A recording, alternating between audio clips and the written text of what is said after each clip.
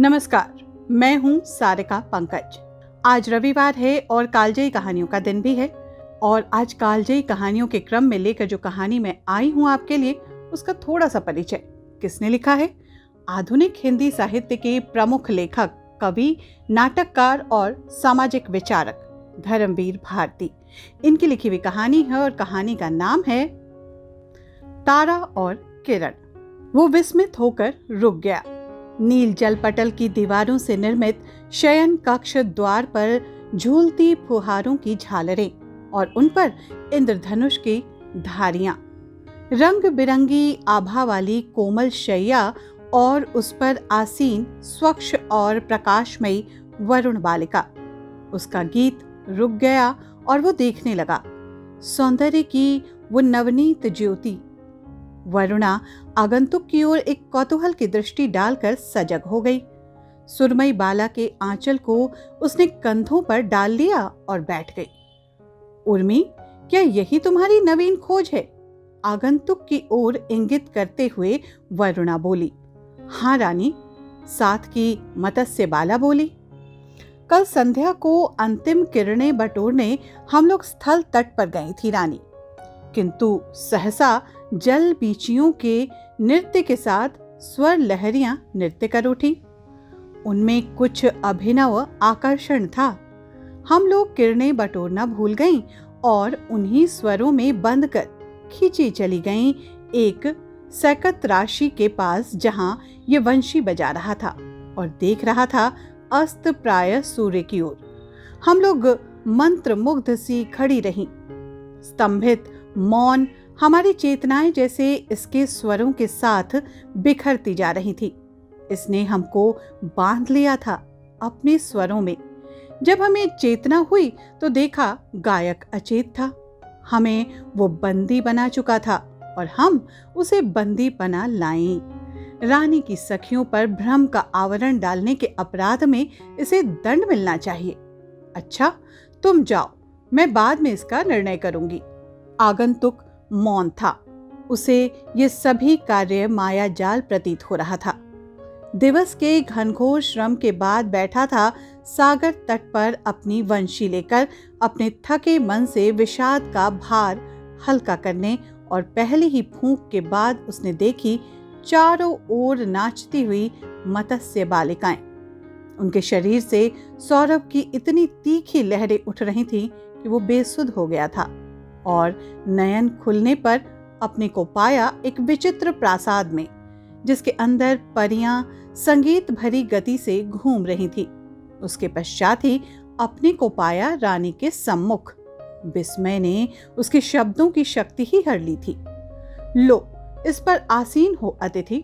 रानी ने कोमल मृणाल तंतुओं से बुना हुआ एक आसन डाल दिया। वो उस पर बैठ गया। अतिथि, वरुणा बोली, सुनती हूं इन नील लहरों के बेतान के पार कोई दूसरा लोक है, जहां उन्मुक्त आकाश है, जहां स्वच्छंद पवन के झकोरे कलियों को अनजाने में चूम लेते हैं, जहां सूर्य की किरणें बादलों को सजल रंगों में रंग जाती हैं। तुम उसी लोक से आए हो ना? हाँ रानी, आगंतुक ने उत्तर दिया। अतिथि, मेरी कितनी इच्छा होती है कि मैं भी अपनी सखियों के साथ उस विशाल सिकता राशि पर किरणें बुनने जाऊं, किंतु मुझ पर रानित्व का अभिशाप है ना। चीरकाल से इन जल प्राचीरों में सीमित रहने से अब मैं लहरों की तीव्रता सहने में असमर्थ हो गई हूं। अतिथि, फिर भी तुम्हें देखकर ही उस लोक के वैभव का अनुमान करूंगी। तुम मुझे वहां की कथाएं सुनाओगे ना? अवश्य, पर रानी, तुम वहां की कथाओं को समझ न पाओगी। वहां का वातावरण, वहां के निवासी यहाँ से बिल्कुल भिन्न हैं। तुम यहाँ भी उस वातावरण का निर्माण करो अतिथि। मेरी उत्कृष्ट इच्छा है उसे समझने की। मैं यहाँ की नित्यता से अब ऊब चुकी हूँ। मुझे कुछ नवीन चाहिए अतिथि। मुझे स्वीकार है रानी। रानी के उदास नेत्रों में बिजली चमक उठी। अतिथि ने अपनी वंशी उठाई और उसके गंभीर उच्छ्वासों से वातावरण भर गया। वरुण लोक में चंचल लहरों पर परिवर्तन लहराने लगा था। संध्या होते ही सांझ की उदासी चीर कर गूंज उठता था आगंतुक की बंसी का जादू भरा स्वर। एक रहस्यमयी तन्मयता। वरुण रानी बेसुध होकर वंशी के स्वरों पर नाच उठती थी। एक दिन जब जल तितलियां फीकी मुस्कानों से मुंदते फूलों से विदा मांग रही थी, तो अतिथि का मन उदासी से छा गया।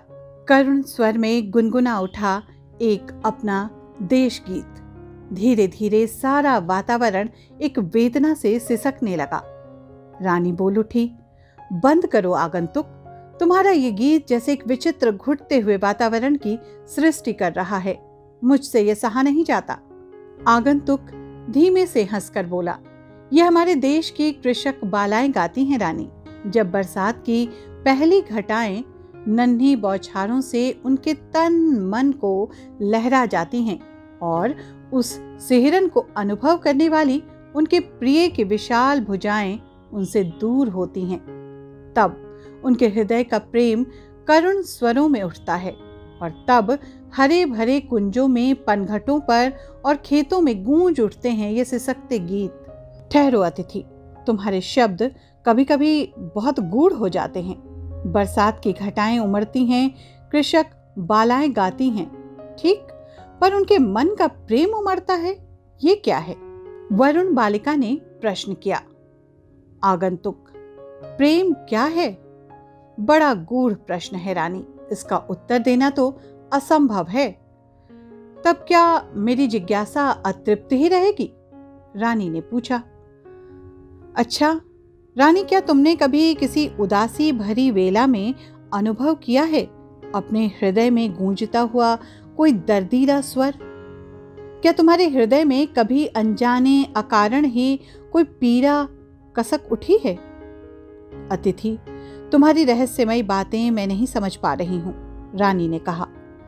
तुम समझ भी नहीं सकती रानी। हम मानवों में इस प्रेम की अभिलाषा का अनुभव करने के लिए हृदय होता है। रानी, ये प्रेम अलौकिक होते हुए भी वास करता है हम नश्वर प्राणियों के हृदय में। तुम्हारे माया लोक से अपरिचित है, तो क्या मैं प्रेम से अपरिचित ही रहूंगी? मैं कितनी भाग्यहीन हूं। असीम जलराशि में रहकर भी मैं अतृप्त तृष्णा से जलती ही रहूंगी। मैं कितनी दुखी हूं। अतिथि, मेरा रानित्व मेरे नारित्व को चूर चूर कर रहा है। ये असीम वैभव, अनंत यौवन, क्या ये सब यूं ही? रानी का गला भर आया। रानी करुणा भरे स्वरों में बोली, तुम मुझे प्रेम न सिखलाओगे अतिथि। मैं मानवी नहीं हूं, पर न जाने क्यों ये शब्द मुझे कुछ विस्मृत युगों का स्मरण दिला रहा है, जैसे अव्यक्त शब्दों में मुझे सुना रहा हो प्रेम के उदास गीत। क्यों मेरे हृदय के रहस्यों से मुझे अपरिचित रखोगे अतिथि? और दो आंसू गिर पड़े रानी के आंचल पर। अतिथि ने दुलार भरे शब्दों में बोला, मैं प्यार सिखाऊंगा मेरी रानी। रानी के उदासी के बादल फट गए। रानी के चंचल करों ने चुनकर कुछ जल पटल और उन्हें बिखेर दिया भावमग्न अतिथि पर। अतिथि ने देखा वरुण लोक की रानी ने वो कोमल जल पटल उठाए और मस्तक से लगा लिया, किंतु इनमें सौरभ तो है ही नहीं रानी, पर इनमें अनंत यौवन तो है। क्या तुम्हारे लोक में फूलों में सौरभ भी होता है अतिथि? विचित्र है तुम्हारा लोक, सौंदर्य तो रूप का गुण है, पर सौरभ तो नहीं। फिर तुम्हारे लोक में फूलों में भी सौरभ होता है? हाँ, हमारे फूलों में भी सौरभ होता है रानी। हमारे लोक में ऐसे ही अलौकिक गुण रहते हैं रानी। रूपवान फूलों में सौरभ। लेकिन अतिथि, मत्स्य बालाओं से सुनती हूं कि इन्हें कभी कभी तटों पर बहकर एकत्र हुए राशि राशि फूल मिलते हैं, जो निरंतर जल में रहने से गल जाते हैं, उनका रंग उड़ जाता है और उनसे निकलने लगती है कड़ी दुर्गंध। कभी कभी शमशान घाटों पर भस्मों के ढेरों में दबी मिलती है फूल मालाएं, जो जलकर शुष्क हो जाती हैं और जो हल्के स्पर्श से चूर चूर होकर बिखर जाती हैं। कैसा दर्द भरा वर्णन है।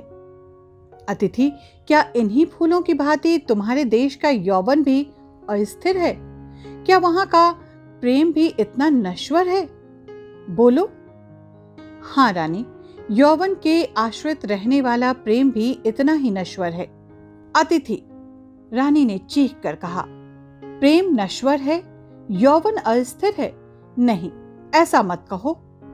किंतु रानी, किंतु परंतु नहीं अतिथि, प्रेम तो नश्वर है, यौवन अस्थिर है। आहा, मेरे हृदय में जैसे ज्वालामुखी तप रहा है अतिथि, प्रेम नश्वर है। रानी अपने शयन कक्ष की ओर भागती हुई चली गई।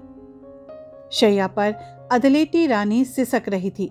अतिथि ने रानी के आंसू थामे और वो बोली, अतिथि, मैं युगों युगों से प्रेम की प्रतीक्षा में जीवित थी।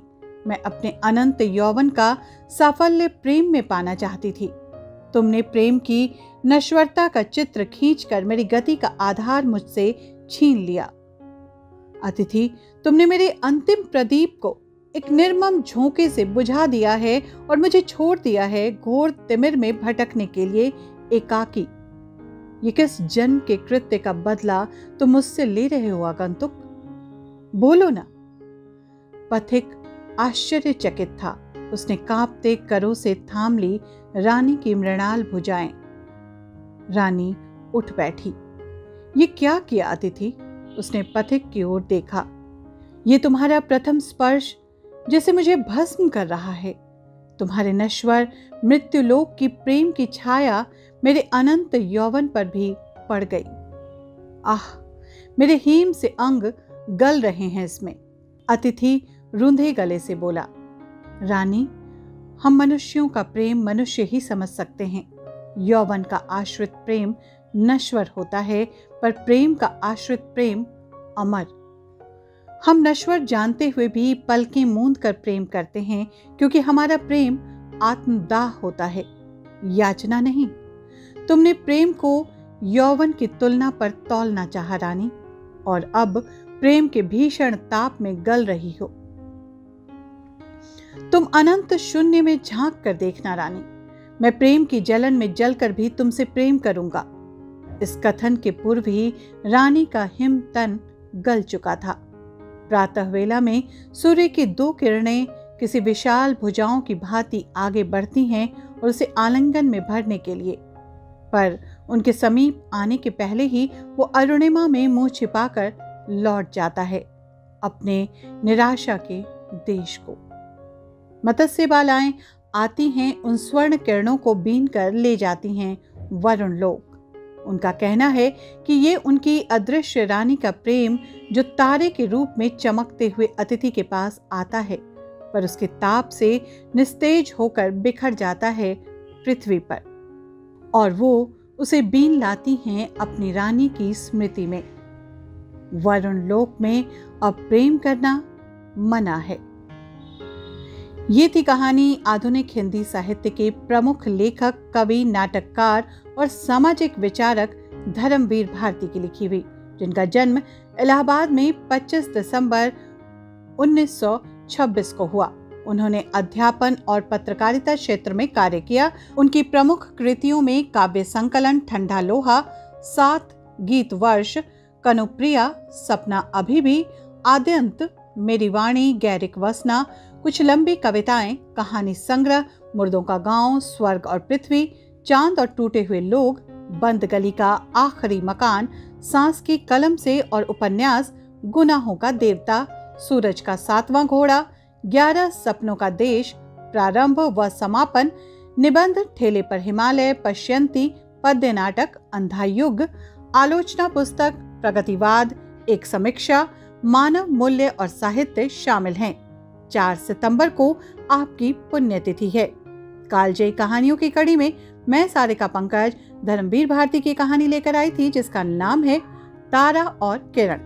अगले रविवार को फिर किसी कालजयी कहानी के साथ आपके पास आऊंगी। तब तक के लिए दीजिए अनुमति। नमस्कार।